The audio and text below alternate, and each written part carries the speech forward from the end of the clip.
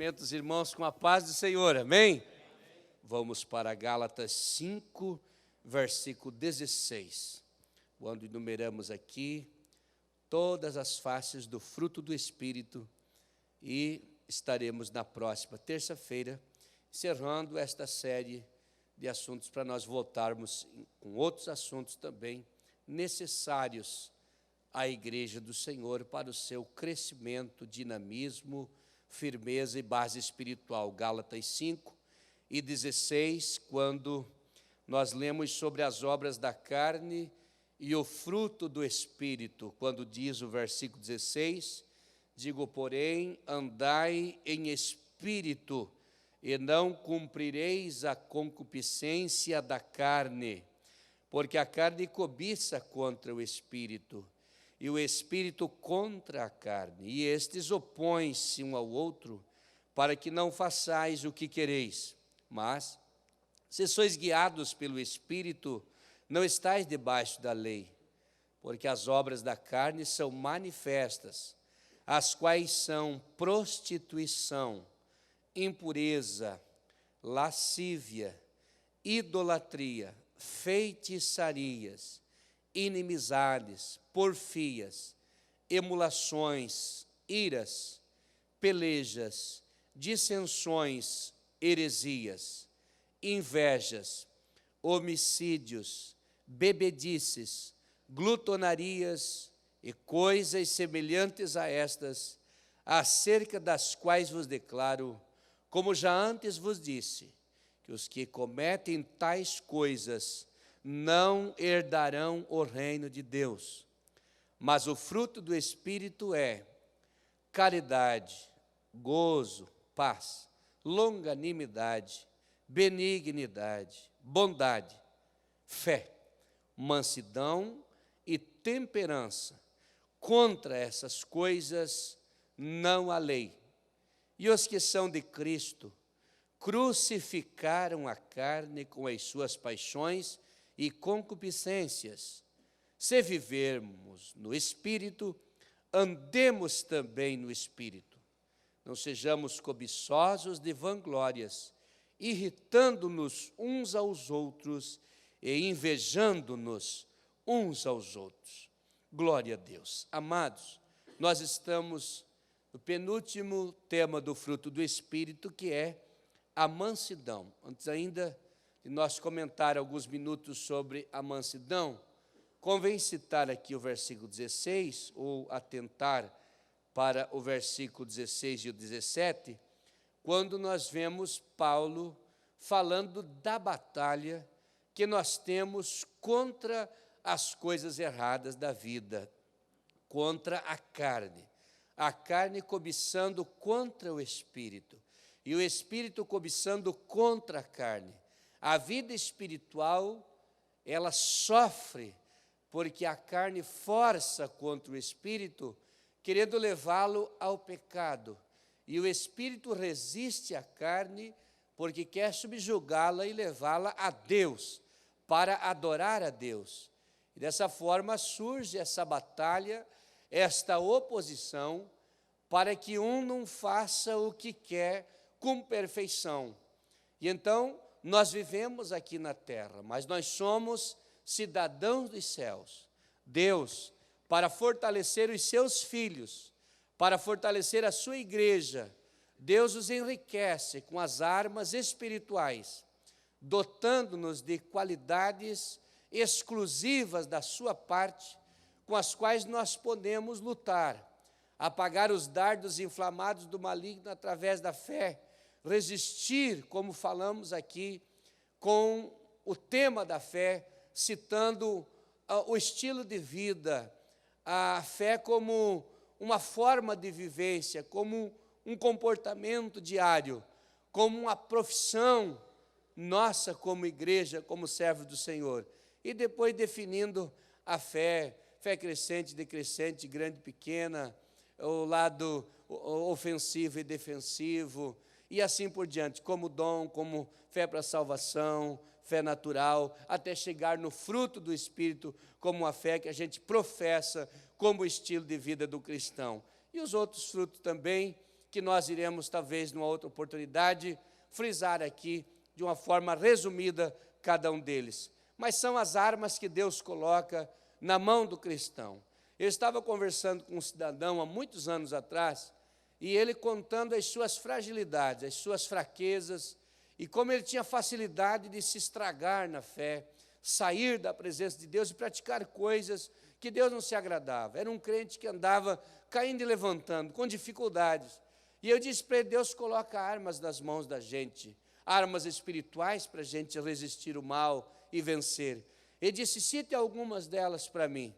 E aí fui para Efésios, comecei a citar o capacete da salvação, que protege a cabeça, a mente, quando o inimigo lança seus pensamentos, suas flechas, e a pessoa tendo o capacete da salvação, seus pensamentos são protegidos, citando o escudo da fé, citando a couraça da justiça, os calçados do evangelho da paz, a espada do Espírito, o cinturão da verdade, o equipamento do soldado cristão que Paulo desenhou para a igreja de Éfeso, pegando a realidade do exército, do seu exército, como eles se trajavam, como eles se preparavam, se equipavam, e transportando isso para o lado espiritual e fazendo a aplicação para a igreja como equipamentos e armas espirituais. Mas depois eu disse, o que você sabe fazer? Você sabe cantar? Eu disse, sei cantar. Eu disse, então, quando a tentação se aproximar, você comece a cantar. Canta baixo, alto, dentro da tua possibilidade, dependendo do ambiente. É uma arma que Deus te deu. Começa a cantar, que quando você começar a louvar a Deus, a graça de Deus vai descer sobre a sua vida. O Espírito Santo vai atuar na sua vida e você vai criar resistência, autoridade, força contra o mal e vai sair vencedor diante da tentação. Mas outros é a pregação da palavra. Ele tem a palavra como sua arma de guerra, o ministério da palavra, o dom da palavra. Diante da tentação, da oposição infernal, abra a sua boca e começa a falar alguma coisa da parte de Deus. E conforme vai falando, a autoridade de Deus vai entrando no coração, vai descendo sobre a vida da pessoa, o mal vai caindo por terra, as trevas vão sendo dissipadas, os demônios vão fugindo, a palavra vai entrando, e algo especial acontece naquele lugar, naquela pessoa, naquele ambiente, e a pessoa se sente fortalecida. Para cada um, Deus dá uma arma. E quando se fala dos dons do Espírito, são esses dotes que Deus também dá pelo seu Espírito Santo para cada um de nós. Mas o fruto do Espírito que nós estamos discutindo aqui, parece que na primeira fala se esgotam os temas, se esgotam as palavras, se esgotam os assuntos do fruto do Espírito. Mas como se trata de comportamento cristão, se trata de vida diária, se trata de profissão de fé, se trata de firmeza do crente com Deus, de vivência dele na igreja, comportamento pessoal dele, ele consigo mesmo, ele com Deus, ele com os irmãos, ele dentro da igreja. Então, se fala tanto que esse assunto jamais se esgota. Pode mudar os temas, fazer série de assuntos, séries de temas, ir para as cartas de Paulo, para as cartas de Pedro, para a carta de Tiago, para os evangelhos, ir para os profetas menores, profetas maiores, livros poéticos, livros históricos, história de Israel inteirinha, ir lá para o Pentateuco, revirar a Bíblia inteira e não se esgota, porque cada dia que passa nós estamos estudando o comportamento do cristão. E como se fala de comportamento, já foi citado muitos termos de comportamento, hoje nós estamos pensando aqui uns minutinhos sobre um dos frutos do Espírito, ou o fruto, que é o amor, olhando numa outra face, que é a face da bondade. O que é, ou seja, a mansidão. O que é a mansidão? Citada aqui no versículo de número 22, o penúltimo tema, mansidão. Mansidão não é nada mais e nada menos do que a brandura de espírito. A brandura de espírito é a mansidão. Vamos pensar um pouquinho nisso? A brandura de gênio, a brandura de índole. Manso é um homem sossegado espiritualmente. Mansidão, vamos pensar como brandura de gênio. Uma forma de comportamento adequado com a palavra de Deus, pautado pela palavra de Deus. Isto é mansidão. Mansidão tem a ver com a humildade, tem a ver com aquela inclinação que você faz diante de uma tempestade, para deixar a tempestade passar. Mansidão. Aristóteles não considerava mansidão como uma virtude, mas ele achava que era, a princípio dos seus estudos filosóficos, como um defeito na pessoa, uma fragilidade na pessoa, um ato de covardia, quando se falava de mansidão. Ele não considerava esta como virtude, como qualidade, como avidez, como uma forma de ser. Mas quando olhamos para Paulo, que tinha a sabedoria humana e tinha a sabedoria espiritual, ele ensina a igreja que a mansidão é uma virtude do cristão, é algo que Deus dá para o cristão, mudando o seu comportamento e preparando o cristão para ser um cristão melhor. Hoje, nós vivemos numa época que poucos procuram a mansidão. Em nossos dias, é muito mais fácil procurar uma outra coisa. Lá no mundo, os homens injetam drogas para ter coragem de fazer as coisas, outros bebem bebida alcoólica para ter coragem para fazer as coisas, outros arrumam outros tipos de alucinações para ficarem corajosos, para enfrentar a vida, para enfrentar os desafios, e eles querem ser valentes, querem coragem para dar punhadas, dar bofetadas, querem coragem para dar facadas, querem coragem para dar tiros, querem coragem para assaltar, para brigar com as pessoas, querem coragem para isso, mas não buscam a mansidão, porque não querem a mansidão. O que eles querem é deixar uma marca em alguém com um ferimento, uma marca de história, de valentia ou de uma outra coisa. Mas o cristão manso deixa uma marca de espiritualidade, uma marca de submissão a Deus, uma marca de comportamento cristão, uma marca de um bom homem, de uma boa mulher, de um bom jovem, de um bom obreiro, de um bom líder, de um bom profissional, de um bom servo, porque ele tem essa marca. Porque a intenção dos homens que não conhecem Deus é trabalhar em cima de uma pressa excessiva para chegar rápido no ponto que deseja, aquela pressa de passar por cima de tudo, independente de quem é, para chegar lá. E essa pressa envolve iras, envolve braveza, envolve atitudes rudes e tristes, porque os homens procuram domínio. Eles não querem mansidão, mas querem dominar, querem governar, querem subjugar as pessoas, usando um atributo satânico, que é o domínio infernal sobre a vida dos seres humanos, para limitar as pessoas, subjugar as pessoas, humilhar as pessoas e entristecer as pessoas. E por essa razão ficam empurrando e pisoteando sobre o seu semelhante. Mas a mansidão ensina diferente. Não precisa gritaria, não precisa ira, não precisa contenda, mas tão somente a submissão a Deus e a sua palavra. Mas alguém pode pensar, mas pastor, a mansidão torna o homem mole, a mansidão torna o homem covarde, torna o homem frágil. Não, a mansidão não torna o homem mole e nem covarde, mas torna o homem flexível e preparado e inquebrável diante do seu Deus e diante das intempéries. Glória a Deus. Quem não consegue a mansidão tem facilidade de brigar pelas suas ideologias, brigar com ira, brigar querendo dominar a situação, tem facilidade de brigar pelos seus direitos, Hoje nós temos que brigar pelos nossos direitos, sempre foi uma realidade, mas de uma forma inteligente, sem ira, sem revólver, sem facas, sem brigas, sem punhadas, sem manifestações deseducadas, sem... olha, dava para citar um monte de coisa aqui do vandalismo que acontece quando é reivindicado os seus direitos.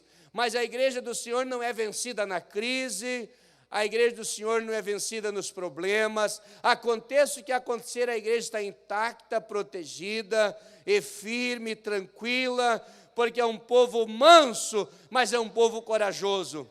É tão corajoso que não estão armados, não buscam o mal de ninguém, mas humildemente busca a Deus, e diante do Senhor recebe a força para resistir com tranquilidade toda a força contrária. Glória seja dado o nome do Senhor. Não precisa ser agressivo em área nenhuma. Pensemos na mansidão.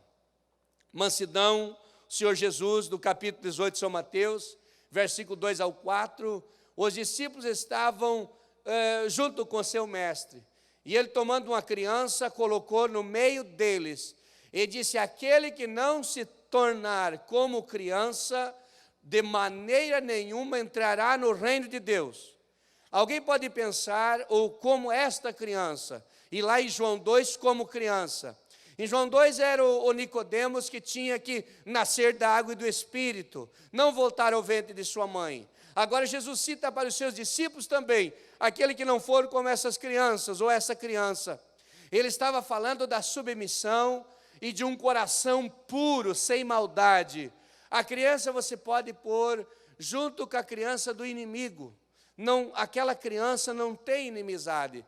Para a criança não tem guerra, para a criança não tem crime, para a criança não tem ódio, para a criança não tem morte, para a criança não tem vingança, para a criança não tem orgulho, porque eles têm o coração puro, o coração sem maldade, porque a maldade vai entrando conforme a vida da pessoa vai se criando, vai vivendo, e vai deixando a maldade dominar o coração, vai endurecendo, ficando rijo, e o inimigo vai tomando conta, a carne vai tomando conta, e se torna uma pessoa difícil. Mas criança não, criança tem facilidade de perdoar. Estavam dois menininhos da nossa família, muitos anos atrás, brincando, e um pegou uma madeira e bateu na cabecinha do outro, deu um corte, corria sanguinho no nariz assim, pingava, chorava. A mãe foi lá, limpou a mãezinha dele, fez curativo e tal, e depois soltou, voltaram a brincar junto lá. Até hoje, aquele moço, já um senhor casado, tem aquele sinal que o seu priminho fez, fincando uma madeira, batendo na sua cabeça. Imagine se fosse dois adultos, imagine se fosse duas pessoas grandes, o que teria acontecido? Briga, justiça, advogado, processo, cadeia, e tantos problemas que poderiam ter acontecido. A mansidão, Jesus disse, aquele que não for como essa criança, não ficar do tamanho, não nascer de novo, ter as mesmas atitudes, a atitude da mansidão, da bondade, glória a Deus. Quando o apóstolo São Paulo, no capítulo 13 de 1 aos Coríntios, ele está falando do amor, ele cita algumas qualidades do amor. No capítulo 13, e versículo 4, 5, ele fala: o amor não é fingido, o amor não é invejoso, o amor não trata com leviandade, o amor não suspeita mal. E chega um ponto que ele fala que o amor é benigno, o amor é misericordioso, o amor é manso, em outras palavras, porque é qualidades do amor. E se o amor de Cristo habita em nós, então nós produzimos esses frutos citados, e um deles é o fruto da mansidão. Glória a Deus. Quando Paulo escreveu aos Filipenses, no capítulo 2, versículo 1 ao 11, ele está exortando a igreja de Filipos a manter um coração brando, um coração manso, e ter um comportamento especial. Tiago também, na sua epístola, Tiago era um homem rude nas suas colocações. Tiago foi o maior doutrinador da igreja, foi pastor de Jerusalém, foi para ele que Paulo se apresentou quando volta das viagens missionárias, foi um dos homens mais duros das suas doutrinas, mas Tiago também ensinou a submissão a Deus. Ele disse: Deus resiste aos soberbos, mas dá graça aos humildes. Ele entendia que Deus resistia aos soberbos, e Paulo foi um deles. Paulo pensou que estava com a razão, era o chefe da religião, era o dono de tudo, era o dominador, era o governador de todas as coisas no contexto religioso, e com o seu conhecimento e a sua autoridade, a sua coragem, a sua ruindade como homem, ele ia perseguir os cristãos. Mas chegou a hora em que Deus teve que resistir Paulo e golpear Paulo, e quebrar Paulo, e derrubar no chão, e dar uma esmagada para ele se transformar no grande apóstolo São Paulo. Glória a Deus, glória a Deus. A Bíblia diz, Isaías 40, versículo 11, que a fonte da mansidão está em Deus. Ele é o que pega os cordeirinhos e coloca no seu regaço. Ele é que pega as ovelhinhas e abraça as ovelhinhas. É Ele que conduz a igreja do Senhor, porque Ele é bom, porque a sua misericórdia, a sua benignidade. Quando eu falei de benignidade, eu citei um salmo inteiro aqui. Agora, eu cito a outra palavra, porque o Senhor é bom e a sua misericórdia ou benignidade dura para sempre. O Senhor é bom. Bondade e mansidão é atributo de Deus. Mas eu estava olhando para a Bíblia, lá em Êxodo, capítulo 12, e versículo número 3, e achei o velho Moisés, aquele homem que foi chamado por Deus para conduzir o povo de Israel do Egito para Canaã. E a Bíblia deixa claro, Moisés era o homem mais manso que existia na terra. Mas ele tocou na rocha. Alguém tentou justificar Moisés por aquela atitude, dizendo que não era a ira de Moisés, não era a ira, porque ele era manso, mas sim era uma espécie de revolta que ele teve dentro dele, ou uma resignação de algo que aconteceu com ele. Mas a Bíblia diz que ele tocou na rocha com ira. Então Moisés se desequilibrou. E eu fui ver por que Moisés se desequilibrou. A murmuração do povo de Israel fez Moisés se desequilibrar. A única coisa que desequilibrou Moisés foi a murmuração do povo de Israel. Por isso Deus derrama castigo sobre eles. Chama Arão, chama Míriam, dá uma repreensão verbal neles. Depois eles correm, Arão corre para Moisés e diz: Moisés, tem misericórdia de Míriam. Míriam está leprosa, e Moisés corre já humildemente, intercede por ela, e Deus a purifica. Mas a murmuração do povo, porque eles queriam voltar para o Egito, comer os pepinos, os melões, as carnes, as panelas de carne, diz a Bíblia, que eles queriam voltar lá para comer. E Deus choveu codornizes, choveu maná, fez verter água da rocha. Deus resolveu todos os problemas, mas contudo Moisés tocar na rocha. Moisés ainda foi considerado o homem mais manso da terra. Glória a Deus, que a terra possuía na época. Agora o Senhor Jesus, no Evangelho de São Mateus, no capítulo 5 de São Mateus, ele sobe ao monte das beatitudes, e quando ele está lá sentado, ele começa a proferir as beatitudes, ou as boas felicidades. Bem felizes são aqueles, ou bem-aventurados são aqueles. E num dos versículos, que é o versículo número 5, do capítulo 5 de São Mateus, ele disse: bem-aventurados os mansos, porque eles herdarão a terra. Deus entregará o governo no milênio para os mansos. Quando olhamos para o Salmo 37 e versículo de número 11, também está citando que os mansos herdarão a terra. Nós precisamos olhar para essa palavra e pensar que a mansidão é um fruto que precisamos produzir. Quando Paulo sai de Corinto e depois escreve a carta para Corinto, ele precisava, na sua primeira epístola, doutrinar os irmãos da igreja de Corinto. Para ele doutrinar os irmãos da igreja de Corinto, ele escreve no capítulo de número 4, versículo 21 de Corinto, Ele disse, você quer que eu vá ao encontro de vocês com varas? Vocês precisam entender que eu vou me dirigir com espírito e mansidão. Mas se ler o contexto inteiro da situação, vai entender que Paulo está apresentando a sua autoridade apostólica para a igreja de Corinto. E como a sua autoridade apostólica era muito forte e ele precisava doutrinar a igreja, em certos momentos das suas pregações, ele iria pegar um pouco pesado com a igreja no contexto verbal da situação.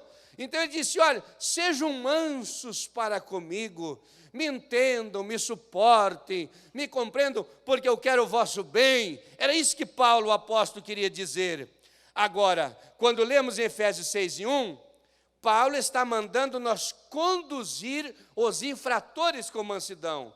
Ele disse, se em algum momento alguns dos irmãos, alguns dentre vós, fizeram alguma coisa errada, vós que sois espirituais, encaminhai o tal com espírito de mansidão.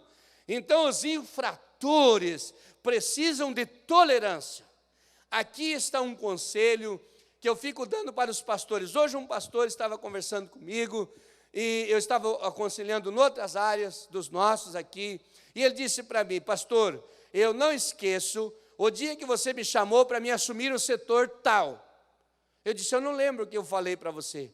Ele disse, você me botou sentado, olhou nos meus olhos e disse, meu filho, você tolere o povo, você seja tolerante com as pessoas. Eu não lembro que tinha falado isso. E eu agradeci a Deus, eu disse, e daí como está? Ele disse, está uma bênção de Deus, porque eu estou aprendendo a entender os irmãos. Nós não vamos ter gente perfeita 100% na terra, porque os perfeitos estão todos lá. Aqui nós temos uma família. Aqui nós estamos no caminho do aperfeiçoamento. Aqui nós estamos na lapidação de Deus. O ourives, às vezes ele aparece como ourive lapidando joias, às vezes aparece como oleiro quebrando barro, amassando e fazendo de novo, às vezes aparece como o marceneiro lixando, relando, serrando, martelando, pregando, e ele vai arrumando, às vezes aparece como o vinhateiro, como o homem que trabalha no pomar, que vai cultivar a árvore, corta galhos, e poda, e tira espinho, e tira galhos que não produzem, limpa ao redor e arruma, porque ele está trabalhando no meio desse povo, porque o objetivo desse Deus é preparar essa igreja santa, gloriosa, sem mácula nem ruga, uma igreja preparada para ir morar com Ele na eternidade.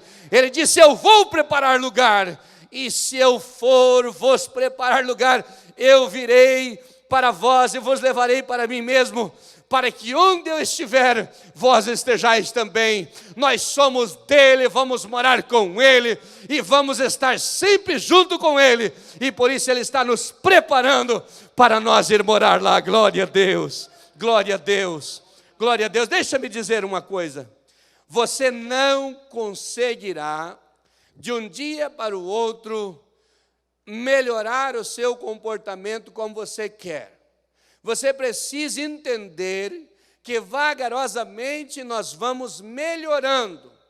Eu contei num culto aqui, num culto de ensinamento, não me lembro sobre o que estava falando, que um moço se aproximou de mim após eu ter dado uma palavra para os pastores numa escola bíblica, e ele disse, pastor Sérgio, quanta coisa boa você ensinou para nós, mas eu me senti despreparado, eu acho que eu não sirvo para esse ofício de ser obreiro e de ser pastor.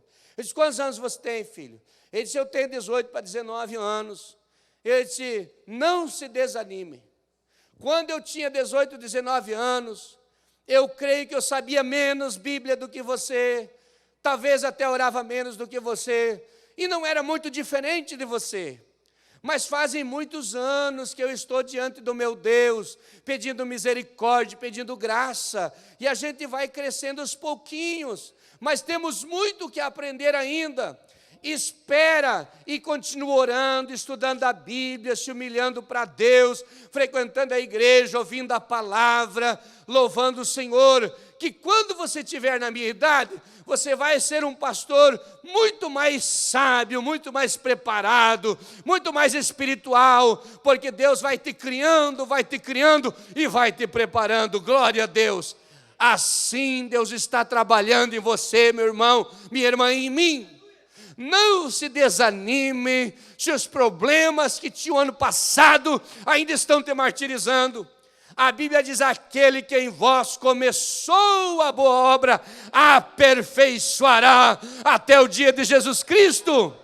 É um passo por dia, é um degrau por vez, é um dia por semana, é uma semana, é 2, é 3, é 4, é 30 dias por mês, é 365 dias por ano, e assim você vai melhorando, e você vai glorificando o Senhor, porque Deus vai te dando graça. Aquilo que te incomodava não te incomoda mais, aquilo que tirava a tua paz não tira mais, aquilo que te irava não te ira mais, porque hoje você já cresceu bastante, é um crente muito melhor, tem muito o que crescer ainda, tem muito o que fazer ainda, porque Deus está trabalhando na sua vida, e eu quero ver você, se Jesus não levar a igreja, daqui 20, 30 anos ainda, como você será uma tocha de fogo na igreja do Senhor, cheio do Espírito Santo. Glória a Deus.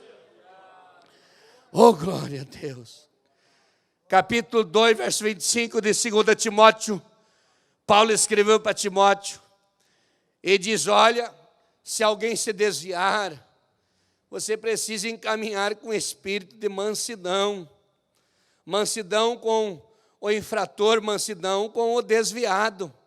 Desviado precisa de misericórdia. Você já viu um desviado voltar para a igreja?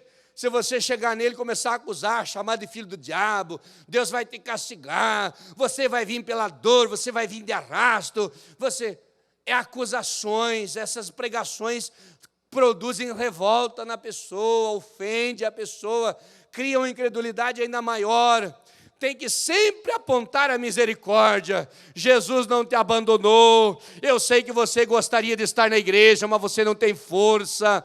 Mas eu estou orando por você. Busque a Deus, não se desanime, faça força. Vá para o culto, se agarre com os crentes, se agarre com a igreja. E você vai ver ele voltando cada vez mais para perto do caminho do Senhor.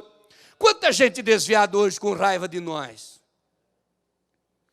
Porque a mente da pessoa, o conceito que a pessoa criou, é de um Deus carrasco, que está com o cacetete na mão, pronto para bater na cabeça e derrubar no chão, pronto para castigar, para condenar. E o conceito que criou é que cada vez que vai falar com o pastor ou com o irmão da igreja, vai receber um monte de acusações e castigos e agressões verbais pelos seus atos praticados. Criou esse conceito, tem raiva de igreja, tem raiva de Deus, tem raiva de pastor. Nós não vamos trazer esse desviado para a igreja, nós precisamos encaminhá-los conforme a Bíblia, com espírito de mansidão, e você vai vê-los na presença do Senhor. Quando Paulo escreveu essa palavra, ele também está falando em Tiago, o Tiago escreveu também uma palavra no capítulo 1, versículo 21, ele disse, pode ler aí na sua Bíblia, Tiago 1, 21, recebei com mansidão a palavra, porque ela pode salvar as vossas almas. Abandonai a malícia e não sei mais o que diz ali, a imundícia da vida, e recebei a palavra com mansidão, porque ela pode salvar a vossa alma. Está escrito ali em Tiago 1,21, porque Deus quer ensinar, o salmista 25, verso 9, ele escreveu que aos mansos Deus ensina o caminho, Deus mostra a direção, Deus mostra como deve andar, como deve se comportar, se a pessoa é mansa. Agora, antes de orar, como está hoje, nessa hora, a nossa vida de cristão? Não se desanime. Deus liberta da ira, Deus liberta da revolta, Deus nos amansa, Deus nos doma. Você, para ter uma vida boa com a família, talvez tenha que mudar em alguma coisa. Para ter uma boa vivência com os amigos, tenha que mudar em alguma coisa. Quanta gente cria uma amizade 20 anos e no momento de ira perde um amigo. Quanta gente constrói o amor, constrói o seu casamento e às vezes já lá na frente, muitos anos depois, por atitudes de ira e revolta, perde o seu cônjuge, a pessoa amada. Perde a namorada, perde a noiva, perde o amigo, perde a esposa, perde o sócio, perde o cliente, por atitudes de revolta. Mas quando Deus dá mansidão, você consegue conquistar, e até aqueles que não gostam de nós, não tendo nada o que dizer contrário, vão nos respeitar e elogiar cada um de nós. Ficamos em pé. Glória a Jesus.